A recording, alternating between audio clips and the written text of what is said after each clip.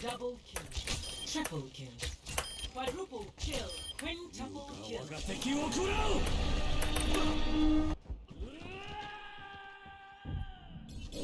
What is going on, guys? AGR here, and today I want to be showing off all of Hanzo's abilities and giving my insights on all of his abilities. And then I'm just going to be scattering throughout just tips and tricks and just general knowledge that I want to share about Hanzo and all of my experience that I've put into him. And just generally things that I want the world to know about this hero. The first thing I'm going to go over is the beautiful, very underestimated lunge ability, and also his wall climb ability.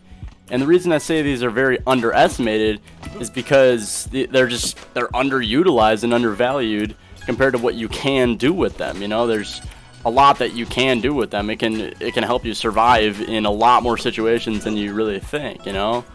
And your lunge, and mostly your lunge, I mean, your wall climb is great, but mostly your lunge should not be taken lightly. You shouldn't be wasting it just on command. You shouldn't just be using it every time it's off cooldown. Even though it is on a short cooldown, you want to be using it in the right situations, you know, when it calls for it.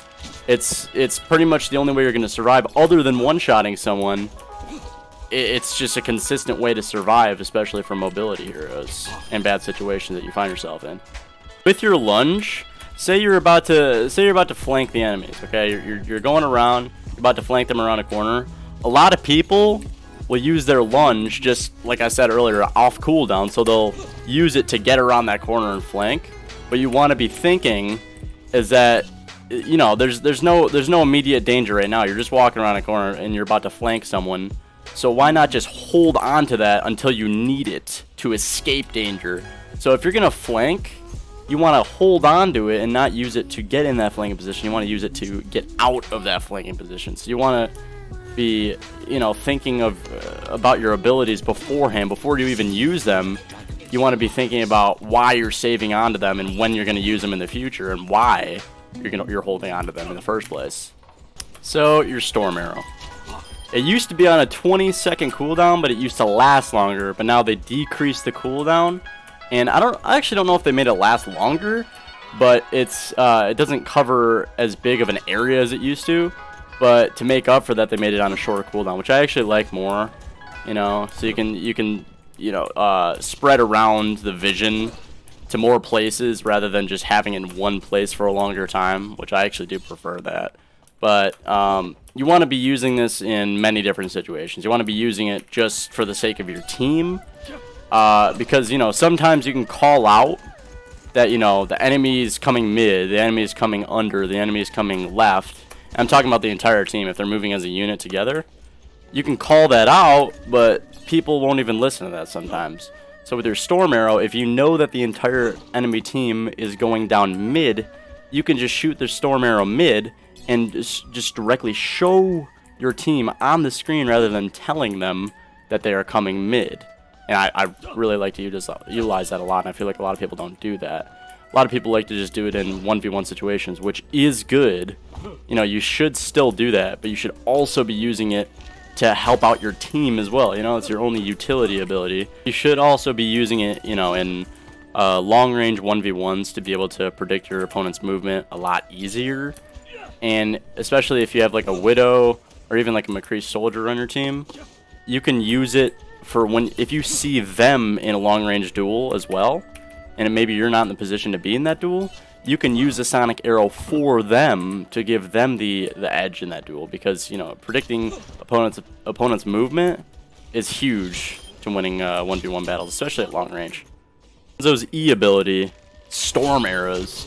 So the Storm Arrows, I admittedly do not like it as much as, you know, the classic scatter arrow that everyone used to know Hanzo by. But they're just different abilities, you know. Like the scatter arrow was like pretty much a guaranteed kill if you were in the right position, you knew how to use it. You could just get picks on command. But with the Storm Arrow, it can just be utilized in more situations. Like it can be used to kill multiple targets. 1, 2. with the scatter arrow, you technically could kill 2 people with 1 scatter, but not consistently. With the storm arrow, you actually can consistently kill 2 or even more targets with just 1 use of the ability. It's hard to compare them because one of the abilities was basically just the scatter arrow was a burst of all the arrows in 1 shot, but now it's just pretty much the same amount of arrows, pretty much the same amount of damage, but just spread out. So it's harder to hit them all because with the scatter arrow, it's 1 shot or nothing. But with storm arrows, you get more opportunities to do damage. So the scatter arrow was easier to execute and get assassination kills. The storm arrow is more for consistent damage, not as much kills. It's more of a consistent damage type of ability rather than killing enemies with it. It's like a little trick that you can use. I'm sure most of you use it, but if you don't, you should pretty much always be shooting off a regular arrow and then immediately going into your storm arrow, because it just sort of it saves a little bit of time and pumps out a tiny bit more damage. And that can matter if you're in like a really fast-paced 1v1, which does happen often. Like if you're point blank fighting another Hanzo, you want to be shooting that arrow and then going directly into storm immediately. You know, it just saves that little bit of charge up time. Because look, you're completely canceling out all that charge up time. You're shooting an arrow. I'll wait till it gets off cooldown.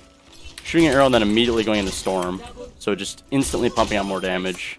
It's just an animation cancel, and there's not too much of a reason not to do it. So I would highly recommend doing that as much as you possibly can. Something that's underutilized is when you body shot a target and they're pretty low.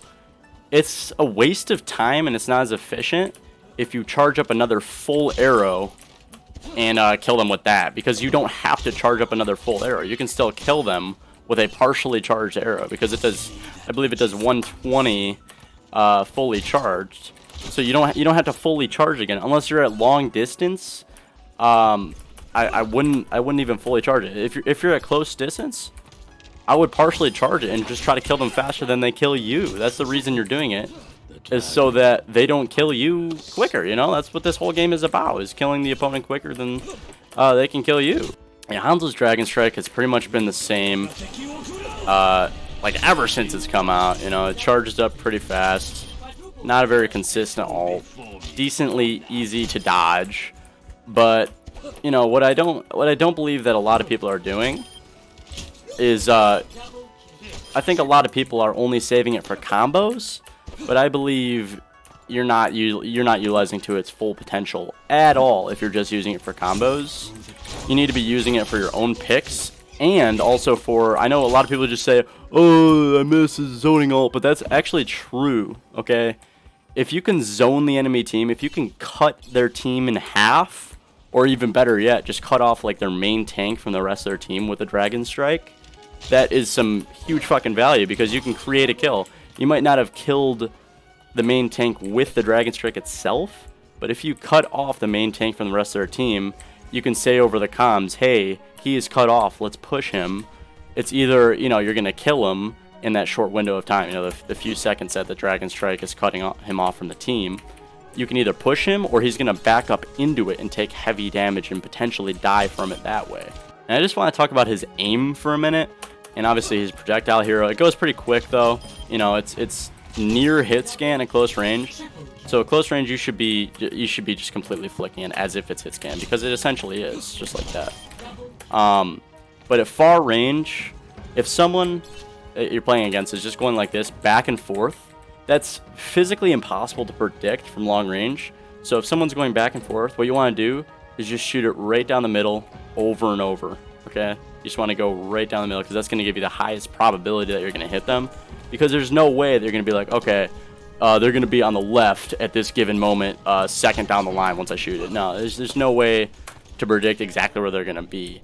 So you just, at long range with him, you just want to give yourself the highest probability that that you're going to hit them. It's not guaranteed, but that's what this whole game is about, is just increasing your accuracy as much as you possibly can. And I mean, and then another thing is, if you're playing a corner battle with something like a Widow, if she's peeking consistently at the same time, or a Hanzo, they keep doing this over and over at the exact same time, you should be predicting that they're going to come out at the exact time and pre-firing your shot before they come out, so you can kill them like instantly when they peek their head. And that's why a lot of people say, oh, you killed me around the wall. No, you didn't. Sometimes it's random, but if you predict them, it'll feel as though they've gotten killed around a wall. But you really didn't. You just predicted their movement. So that's a giant thing to do. Smart players won't be peeking the exact same time over and over. And they'll be, you know, going around different angles and whatnot. A lot of players will. So you just have to take advantage of that fact. So I could talk about Hanzo for probably hours and hours more, but for the sake of keeping the video moderately short, I think I'm going to end it right there. And I hope you guys learned a thing or two from this video. Peace out.